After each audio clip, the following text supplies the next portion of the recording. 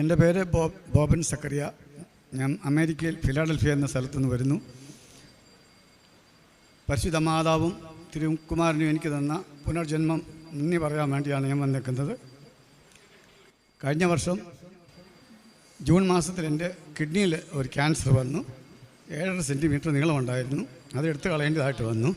അങ്ങനെ ഒരു കിഡ്നി നഷ്ടപ്പെട്ട് 1 വർഷത്തോളം ഇമ്യൂണോതെറാപ്പി എന്ന ട്രീറ്റ്മെൻറ്റ് ഞാൻ എടുത്തു. അതിൽ ആദ്യ 6 മാസം കഴിഞ്ഞപ്പോൾ ചെക്ക് ചെയ്തപ്പോൾ കുഴപ്പങ്ങളൊന്നുമില്ലായിരുന്നു. രണ്ടാമത്തെ 1 വർഷം പൂർത്തിയായപ്പോൾ ചെക്ക് ചെയ്തപ്പോൾ IVC ഇൻഫീരിയർ വീന കവ എന്ന് പറയുന്ന വെയിനകത്ത് വീണ്ടും ഗ്രോത്ത് കണ്ടു. ഡോക്ടർമാർ വിശദമായിട്ട് ചെക്ക് ചെയ്തു.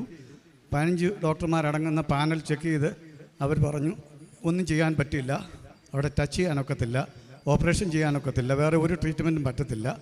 അങ്ങനെ ഞങ്ങൾ സെക്കൻഡ് ഒപ്പീനിയൻ, തേർഡ് ഒപ്പീനിയൻ കൊടുത്തു. എല്ലാ ഡോക്ടേഴ്സും അത് തന്നെ പറഞ്ഞു. അങ്ങനെ എൻ്റെ മകളെ വിളിച്ച് ഡോക്ടറോട് പറഞ്ഞു. ഡോക്ടർ പറഞ്ഞു, അപ്പായ്ക്ക് നിങ്ങൾ സന്തോഷം കൊടുക്കുക, ഏത് സമയത്ത് മരണം നടക്കാം, എപ്പോഴാണെന്നറിയത്തില്ല, രാത്രിയിൽ കിടക്കുമ്പോൾ ശ്രദ്ധിച്ചോണം, വണ്ടി ഓടിക്കുമ്പോഴും ഒക്കെ നിങ്ങൾ ശ്രദ്ധിച്ചോണം എന്ന് പറഞ്ഞു. അങ്ങനെ ഭയപ്പെട്ട് നിൽക്കുന്ന സമയത്ത് എൻ്റെ ഇളയ മകൾ ഓൺലൈനിൽ കൂടെ ഉടമ്പടി എടുക്കുകയും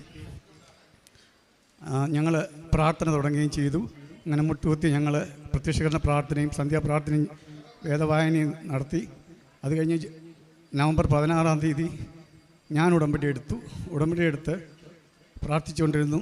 എൻ്റെ ഭാര്യ എൻ്റെ ഇടയ്ക്ക് വളരെ വിഷമത്തോടുകൂടി പ്രാർത്ഥിച്ചു. അങ്ങനെ നവംബർ 17-ന് പറ്റില്ല എന്ന് പറഞ്ഞ് ഡോക്ടർമാർ തിരിച്ച് ഞങ്ങളെ വിളിക്കുകയും എൻ്റെ ജന്മദിനമായ നവംബർ 30-ാം തീയതി അപ്പോയിൻമെൻറ്റ് തരികയും ചെയ്തു.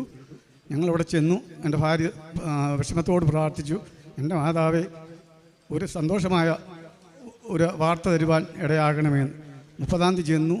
ഞങ്ങൾ അന്നേരം അവർ വീണ്ടും ചെക്ക് ചെയ്തപ്പോൾ ഇൻഫീരിയർ വീന കവയുടെ അകത്തുണ്ടായിരുന്ന ഗ്രോത്ത് പുറത്തായിട്ട് കണ്ടു. അങ്ങനെ അവരെ ട്രീറ്റ് ചെയ്യാമെന്ന് സമ്മതിച്ചു.